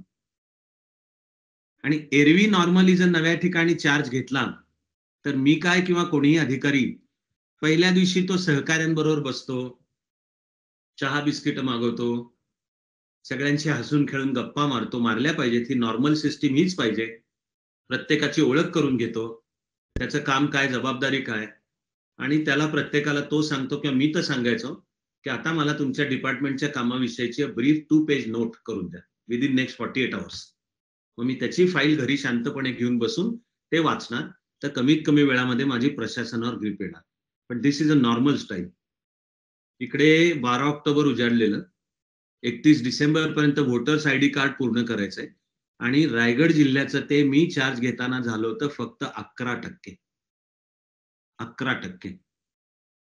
आणि मला खपत नाही की जर राष्ट्रीय पातळीला ठरलंय, मला चालणारच नाही की रायगड जिल्हा मागे. I want my district to be at number 1. तर मी त्या दिवशीची माझ्या हेड्स ऑफ डिपार्टमेंटची मीटिंग हे सांगून सुरू, ओळख बिळख काही नाही. आता ते सगळ्या सरकारी पद्धती आहेत की आधी वेळेत सगळे आलेले असतात, बसलेले असतात. हा नवा कलेक्टर येणार आहे, मी जेव्हा केबिन मध्ये प्रवेश करीन सगळे उठून उभे राहतात, मग मी पण ग्रीट करतो, सगळ्यांना बसायला सांगतो. तसे बसल्यावर मी पहिलं वाक्य बोललो. पहिलं वाक्य हे होतं की ते व्होटर्स आयडी कार्डचं काम 31 डिसेंबर जर शेषन साहेब सांगत असतील तर आपल्याला पूर्ण करायचंय 30 डिसेंबर पर्यंत, आणि नाही झालं तर तुमच्या नोकऱ्या धोक्यात आहेत. यांनी सुरुवात, प्रशासनाची सुरुवात चाबूकच हातात, चाबूकच, क्रॅकिंग अ व्हिप आणि सुरुवात. आता प्रॉब्लेम्स अनन्वित होते. रायगड जिल्ह्याच्या व्होटर्स आयडी साठी जे फोटोग्राफी, तर त्याचे कॉन्ट्रॅक्ट होतं भारत सरकारचीच company electronic corporation of India, तिचं हेडक्वार्टर हैदराबादला, त्यांच्याकडे होतं. मला असं दिसून आलं की ते कामच करत नव्हते. रायगड जिल्ह्यामध्ये 9 तालुके, त्यांनी 9 तालुक्यांना फक्त 9 कॅमेरे नेमले होते आणि ते कॅमेरे एकेका दिवशी गावात जाणार, नागरिकांना सांगणार, त्यांचे फोटो घेणार. अजून त्यांनी लॅब सुद्धा सेटअप केली नव्हती. To cut a long story short, मी त्यांना बोलवून आवश्यक ती सगळी मदतही दिली. मी सांगितलं की आपल्याला काम वेळेत करायचंय आणि मी कलेक्टर आहे, तर माझी जबाबदारी आहे की ते वेळेत करायला काय केलं पाहिजे ते तुम्ही मला सांगा. शॉर्ट ऑफ दॅट तुम्ही काम कसं होणार नाही असं सांगू नका. तर आम्हाला पहिल्या काही दिवसातच लक्षात आलं की रायगड जिल्ह्याच्या काही तालुक्यांमध्ये वारंवार वीज जाते आणि एकदा गेली की 2-2, 3-3 दिवस गेलेली असते. तर आपल्याला कशानेच अडून नाही बसायचंय. मी 9 कॅमेऱ्याच्या जागी 97 व्हिडिओ कॅमेऱ्यांची व्यवस्था करून दिली. म्हणजे एका पॉकेटला 1 कॅमेरा. ही गती वाढली पाहिजे. जेव्हा दिसलं वीज जाते, मग व्यवस्था केली बॅटरीवर ते कॅमेरे चालण्याची. पण त्या काळातल्या टेक्नॉलॉजीमध्ये ती बॅटरी 3च तास चालायची आणि दिवे गेले की 3-3, 4-4 दिवस. म्हणून मी MACBच्या माणसांना, अधिकाऱ्यांना बोलवून घेतलं, डिस्कस केलं की अहो हे वीज जाते सतत आणि त्याने आपलं हे काम मागं पडतंय, काम सगळ्यांना मिळून करायचंय. तर ते म्हणाले लोड शेडिंग चालू आहे. मी म्हणालो मला तुम्ही लोड शेडिंगचं शेड्यूल द्या मग, आणि मी माझं काम त्या शेड्यूलनुसार प्लॅन करतो की जिथे लोड शेडिंग आहे तिथे त्या दिवशी मी कामच प्लॅन करणार नाही. तर ते म्हणले असं शेड्यूल वगैरे देताना येणार आहे. म्हणलं लोड शेडिंग आणि वाटेल त्यावेळी वीज जाणे या सगळ्याचा मी मेळ कसा घालू? तर ते म्हणले नाही हे आहे असंच आहे. हे ऐकल्यानंतर मी माझ्या SDO, म्हणजे ज्या पदावर तुम्ही पहिल्यांदा काम कराल, असिस्टंट कलेक्टर्स, आणि तालुक्याचे तहसीलदार, त्यांना इन्स्ट्रक्शन देऊन ठेवली की नेक्स्ट टाइम अख्ख्या तालुक्याची जर वीज गेली तर मला फोन करा. मला 24 तास पण वाट पाहायला लागली नाही. मला 24 तासात खालापूर तालुक्याचा त्यावेळेचा तहसीलदार, तो तरुण होता, उत्तम काम करणार होता. काळाच्या ओघात पुढे त्यालाही IAS पण मिळाले आणि त्याच्या कन्येनी पण चाणक्य मंडलमधनं कोर्सेस पण केले आणि यश पण मिळवलं. त्याचा मला फोन आला की सर तालुक्याचे हे गेलेत, तालुक्याचे दिवे. ठीक आहे. मग मी ऑर्डर इश्यू केली की MACBच्या डेप्युटी इंजिनियरला अटक करा, अरेस्ट हिम, अरेस्ट. हे मला असतात पॉवर्स ऍज डिस्ट्रिक्ट मॅजिस्ट्रेट, मला पॉवर्स असतात. तर मी ऑर्डर इश्यू केली की त्याला अरेस्ट झाली. त्याला अरेस्ट झाल्यापासून 30 पण मिनिटं गेली नाही, धाड मला आधी फोन आणि MACBचे अधिकारी भेटायला येणं चालू झालं की साहेब तुम्ही हे काय केलं, आणि तो आपलाच अधिकारी नाही का? म्हणलं आता आठवलं का मग तुम्हाला आपला अधिकारी? मी काम करायचंय तेव्हा जेव्हा तुम्हाला सांगतोय तेव्हा काही नाही, तर मी काय त्याला सोडणार नाही. अरेस्ट केले, let the legal process follow, मी काय सोडणार नाही. तर मला त्या डेप्युटी इंजिनियरचा पहिला बॉस असतो एक्झिक्युटिव्ह इंजिनियर, त्याचा फोन. म्हणलं नाही काही. त्याचा boss superintending engineer, I refuse. Chief engineer सर्कलचे, आय रिफ्युज. करत करत पुढच्या 1-2 तासात, उलट मी ह्या सगळ्यांना मी सांगितलं की तुम्ही जर मला प्रेशर आणायचा प्रयत्न केलात तर मी तुम्हाला पण अरेस्ट करीन. And remember, I have those powers. तर मला सुमारे 2 तासात, आम्ही त्या डेप्युटी इंजिनियरला अरेस्ट केल्यापासूनच्या 2 तासात मला डायरेक्ट MSEB चे सर्वोच्च प्रमुख, ते वरिष्ठ IAS अधिकारी असतात, ते मला 20 वर्ष वरिष्ठ असतात आणि माझ्या आधीच्या एका पोस्टिंग मध्ये ते माझे बॉस होते. माझा CR कॉन्फिडेन्शियल रिपोर्ट त्याने, म्हणजे आमची ओळख आणि ते मला जाणून होते. असे त्यांचा फोन आला, ते हसत होते फोनवर, हसत मला म्हणले, अविनाश काय केलंस? म्हणलं sir, they have left me with no choice. हे काम वेळेत पूर्ण करायचं आणि ते करतच नाहीत आणि मी समजून घेऊन प्रयत्न करतोय, but they are not behaving like team members. तर ते म्हणाले की okay, I will take care of it. आता अगेन्स्ट माय वर्ड मी तुला सुचवतो की त्याला सोड. म्हणलं सर, अगेन्स्ट युअर वर्ड सोडतो मी. सोडलं. पण आता नीट ऐका की नंतर आमचं व्हिडिओ आय कार्ड साठी जोपर्यंत फोटोग्राफी चालू होती, रायगड जिल्ह्यातली वीज गेली नाही. झालं. मग पुढे ही कंपनी काम करत नव्हती, इलेक्ट्रॉनिक कॉर्पोरेशन, आणि किती त्यांना समजावून सांगतो, लॅब सेटअप करून दिली, माणसं नेमली, कॅमेरे जास्ती दिले, ही जी सगळी लॅमिनाईट कम्प्युटर, त्यावेळी डेस्कटॉप्स असायचे, हे सगळं करून पण काम पुढे सरकतच नव्हतं. त्यांच्या इंजिनियर्सची मी राहण्याची व्यवस्था करून दिली होती सगळे, पण त्यांना कितीही मी दादा पुता करतोय, त्यांचं एकच रडगाणं चालू की आपल्याला काही वेळेत काम करता येणार नाही. मला लक्षात आलं की स्पीड जर पिकअप केला नाही आता, तर 30 डिसेंबर गाठता येणार नाहीये. म्हणून मग मी सांगितलं की आता मला तुमच्या CMD-शीच बोलायचंय, चेअरमन आणि मॅनेजिंग डायरेक्टर, जो हैदराबादला बसलेला असतो आणि इथं मीटिंगला त्यांनी यावं. तर ते CMD एक शास्त्रज्ञ गृहस्थ होते, अतिशय सभ्य सुसंस्कृत. ते आले मीटिंगच्या दिवशी. मी माझ्या SP ला सांगितलं की आजच्या मीटिंगला जरा तुम्ही या आणि युनिफॉर्म मध्ये या. तर त्यानुसार SP आले. डोळ्यासमोर कल्पना करा की असं अंडाकृती टेबल, टेबलाच्या ह्या बाजूला मी आणि SP आणि माझे अधिकारी, आणि समोरच्या बाजूला ते इलेक्ट्रॉनिक कॉर्पोरेशनचे CMD, चेअरमन आणि मॅनेजिंग डायरेक्टर, आणि त्यांचे अधिकारी जे स्थानिक पातळीला काम करत होते. आणि आम्ही चर्चा चालू केली की आपल्याला हे वोटर्स ID कार्डचं काम वेळेत करायचं आहे आणि त्या दृष्टीने तुमच्या कामाला गती येणं आवश्यक आहे. तर ते ECचे सगळे इंजिनियर्स आर्ग्यू करत राहिले, नाहीच होणार आहे, नाहीच होणार आहे, नाहीच होणार आहे. आणि मी एक एक एक्सप्लेन करत प्रयत्न करतोय. My core of my point was की तुम्ही होणार नाहीये नका सांगू, वेळेत व्हायला काय केलं पाहिजे ते सांगा. Making it all available two is my responsibility, collector या नात्याने. पण तुम्ही होणार नाही नका म्हणून, कसं होईल अशा विषय. तर त्यांचा सूर नाही, होणार नाहीये. असं मीटिंगची 110 मिनिटं, 1 तास आणि 50 मिनिटं असंच चालू. मग त्या 1 तास 50 मिनिटं अखेर मात्र मी म्हणलं की आपण खूप केली चर्चा. Is that your final answer? नाहीच होणार आहे. मी CMD ला त्यांच्याकडे बघून म्हणलं, समोर बसलेले बोट दाखवून, आणि त्यांच्या, is that your final answer? तर ते सभ्य गृहस्थ होते, त्यांनी आपल्या सहकाऱ्यांकडे बघितलं. त्या सहकाऱ्यांनी एका ठाम निश्चयाने नेत्र पल्लवीच्या द्वारा सांगितलं की नाही, हो, नाही होणार आहे. Yes, this is our final answer. तर CMD माझ्याकडे वळले आणि म्हणाले की हो, दिस इज आवर, सॉफ्टली म्हणाले की दिस इज आवर फायनल आन्सर, नाही होणार आहे वेळेत. म्हणलं, I am asking for one last time, is that your final answer? तर ते म्हणाले, yes, it is my final answer. मग मी SP ला सांगितलं, अरेस्ट हिम. तिथं बसून, तिथं समोर बसून, अरेस्ट हिम. CMD की अरेस्ट हिम. जे दणका बसलाय त्यांना बसल्या जागी खलास झाले. आणि तरी त्यातल्या एका इंजिनियरला अजून भान शिल्लक होतं म्हणण्याचं किंवा विचारण्याचं की साहेब, आम्हाला तुम्ही अरेस्ट करताय, okay, on what charge? On what charge? कुठल्या कायद्याने? त्याला मी सांगितलं, मी टाडा लावीन तुम्हाला, टाडा, TADA. हा त्यावेळेच्या तुमच्या पिढीला माहिती पण नसेल, या कायद्याचं नाव होतं terrorist and anti disruptive activities act, TADA. त्या टाडाखाली कलेक्टरला पॉवर होत्या दहशतवादाच्या संशयावरून कोणालाही अटक करण्याच्या, ओके. आणि जर तशी अटक केली, देअर वॉज नो अपील. एकमेव होतं, डायरेक्ट हायकोर्टातच जायचं, आणि हायकोर्ट ज्या दिवशी तुमची केस ऐकेल, and such a person could be kept in prison for 6 months. 6 months नुसत्या संशयावरनं. तर मी, त्यांनी जेव्हा मला विचारलं की साहेब, ऑन व्हॉट चार्ज तुम्ही आम्हाला अरेस्ट करायला निघालात, ऑन व्हॉट चार्ज? मी सांगितलं, मी टाडा लावीन, टाडाखाली अटक करीन.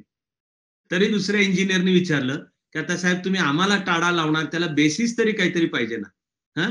तर मी त्यांना म्हणालो की इकडं रायगड म्हणजे अलिबाग, रायगडचे हेडक्वार्टर अलिबाग, त्याच्या समुद्र किनाऱ्यावर मी त्यांची राहायची व्यवस्था केली होती.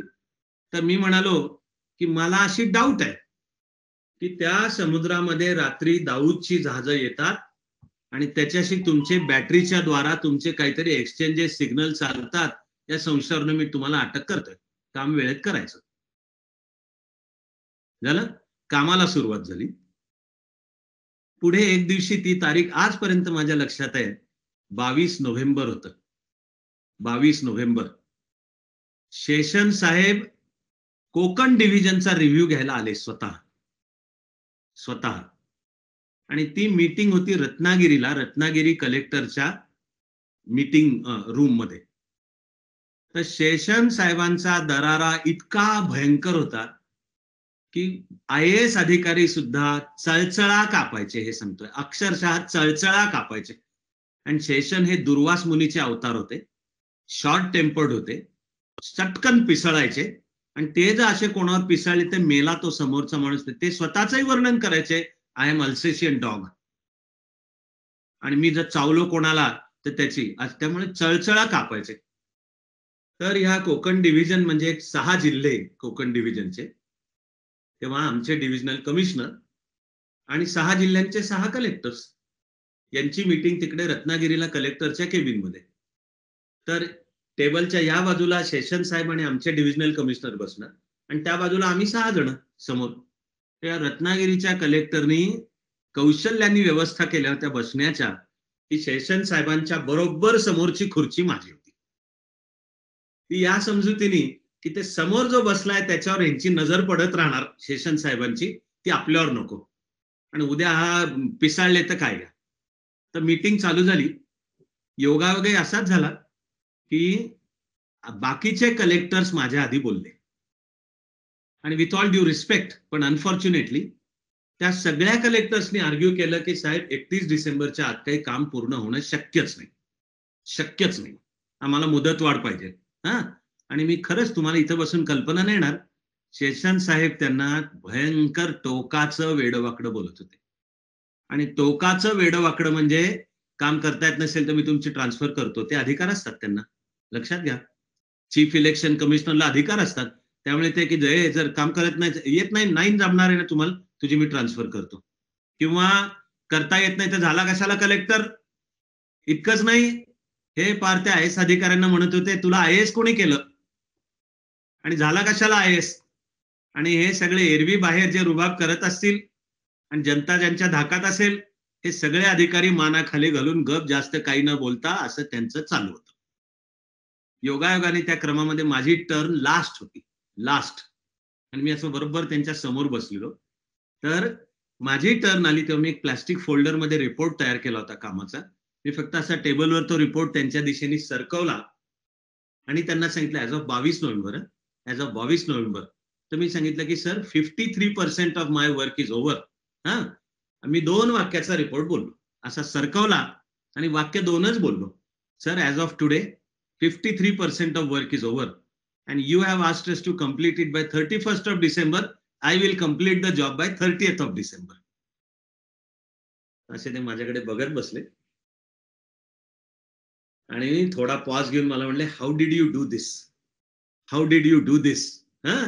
मी त्यांच्या समोर बसून त्यांना म्हणालो, sir I did a little bit of session to all my people.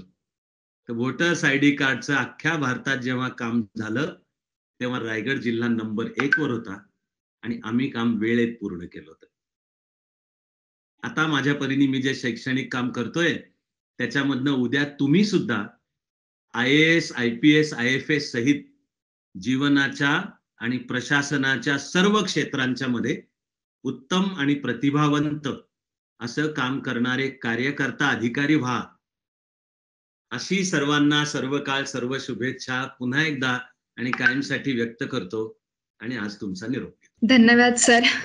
खरंच खूप अनमोल असं मार्गदर्शन होतं तुमचं. आणि खरंच तुम्ही आम्हाला सर्वांना सांगितलं की पर्सनॅलिटी डेव्हलपमेंट म्हणजे काय असते आणि त्याचा इम्पॉर्टन्स किती असतो.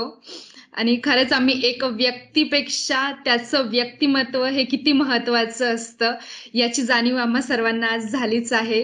त्याचबरोबर लिडरशिप आणि त्याच्या वेगवेगळ्या क्वालिटीज लाईक व्यक्तिशीरपणा आणि तुमचं ब्रीद वाक्य जो आमच्यासाठी गुरुमंत्र असेल की commitment beyond the normal call of duty, हा कायम आम्ही लक्षात ठेवू. खरंच तुमचं आज आम्हाला खूप अनमोल मार्गदर्शन लाभलं, हे आम्हा सर्वांचं आजचं भाग्यच. आणि असंच आकर्षक आणि समाजभान असणारं व्यक्तिमत्व आम्ही सुद्धा आमच्यामध्ये डेव्हलप करण्याचा पुरेपूर प्रयत्न करू. आणि तुमची ती की उन्माद हा डोक्यात नाही गेला पाहिजे, ती शिकवण तर कायम सर्वांच्या स्मरणात राहील. सरांचे विचार ऐकायला खरं तर वेळ अपुरा पडतोय, पण वेळेचं बंधन आहे, त्यामुळे आपल्याला इथेच थांबावं लागेल.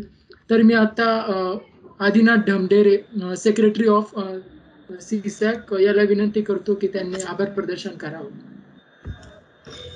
थँक्यू सार्थक. तर सरांनी आता बोलता बोलता उल्लेख केला की कार्यक्रमासाठी त्यांनी आयोजकांचं धन्यवाद केले की कार्यक्रम 6 वाजता चालू झाला. याचं महत्वाचं एक कारण सरांनी स्वतःच सांगितलं होतं की ये पब्लिक है ये सब जानती है. कारण सरांबद्दल आम्ही सगळं ऐकून की सरांचं 6 म्हणजे 5:55 असतं. सो कार्यक्रम 6 वाजता चालू होण्यामागे पण सरांचाच वाटा होता. आणि आम्ही तुमच्याकडूनच शिकतोय हे सर की ह्या सगळ्या ज्या लिडरशिप क्वालिटीज असतात तर त्या एका अधिकाऱ्यामध्ये कशा प्रकारे असायला पाहिजे आणि त्यांचंच पालन करायची आम्ही शिकत आहे आता. तर म्हणजे सर जेव्हा बोलत होते तर असं वाटतं की यार ऐकतच राहावं. आणि सरांबद्दल जर तुम्हाला अजून ऐकायचं असेल तर सरांच्या युट्यूबवर खूप सारे व्हिडिओ आहेत, लाईक की सुवर्णयुगाच्या स्वप्नांसाठी किंवा आपणही त्यांच्या समान व्हावे, ह्या सगळ्या व्याख्यान मालिका आहेत, त्या सर्वांनी नक्की ऐकाव्या. परत सरांचं अस्वस्थ दशकाची डायरी किंवा मग नवा विजयपथ, अशी खूप सारी पुस्तकं आहेत, तर ती सुद्धा तुम्ही सगळ्यांनी नक्की ऐका. त्यातून तुम्हाला सरांबद्दल अजून समजून घेता येईल, शिकता येईल सरांकडून खूप जास्त. तर मी सीसॅक क्लब कडून सरांचा आभार प्रकट करतो की सर आज आले. खरं तर हा कार्यक्रम ऑफलाईनच होणार होता आणि आम्ही सगळ्यांनी ते इमॅजिन केलं होतं की सर त्या मेन ऑडिटोरियम मध्ये येऊन बोलतील, बट दुर्दैवाने आपल्याला ते नाही करता आलं. पण तरीही आता मीटिंग मध्ये 275-280च्या आसपास मुलं होती. सो आपण आपले भाग्य समजतो की एवढी सगळी मुलं सीओपी मध्ये सिव्हिल सर्व्हिसेससाठी तयारी करणारी आहेत आणि सरांच्या मार्गदर्शनाचा त्या सगळ्या विद्यार्थ्यांना फायदा होईल असं सुद्धा मी गृहीत धरतो. तर त्या सगळ्या विद्यार्थ्यांचे मी मनापासून आभार प्रकट करतो की ते इथं आले. आणि सगळ्यात शेवटचं म्हणजे आपले Dhamangaonkar sir, faculty advisor Rawal sir आणि आपल्या कॉलेजचे सर्व मान्यवर की ज्यांनी ह्या कार्यक्रमासाठी आपल्याला परमिशन दिली, तर त्या सगळ्यांचा आभार प्रकट करतो. आणि मी माझ्या टीमचाही आभार प्रकट करतो की ज्यांनी या सर्व कामासाठी मोलाची अशी मदत केली. तर thank you everyone. Hand over to Sanika. Okay, जीवनात यशस्वी होणं प्रत्येकाच्याच पदरात लिहिलेलं नसतं, परंतु प्रयत्नवादी कधी अयशस्वी होत नाहीत. गरुडाकडून पंख घ्या भरारी मारण्यासाठी, सूर्याकडून तेज घ्या अंधाराच्या नाशासाठी, पर्वताकडून निश्चय घ्या निर्णयावर ठाम राहण्यासाठी, फुलाकडून सुवास घ्या दुःखामध्येही हसण्यासाठी, काट्याकडून धार घ्या अन्यायाच्या नाशासाठी, वाऱ्याकडून वेग घ्या प्रगतीपथावर अग्रेस होण्यासाठी, आणि आमच्या सीओईपी सीसॅक कडून शुभेच्छा घ्या यशस्वी होण्यासाठी. येथे कार्यक्रमाची सांगता झाली आहे असं मी जाहीर करते. Thank you. All the best everyone.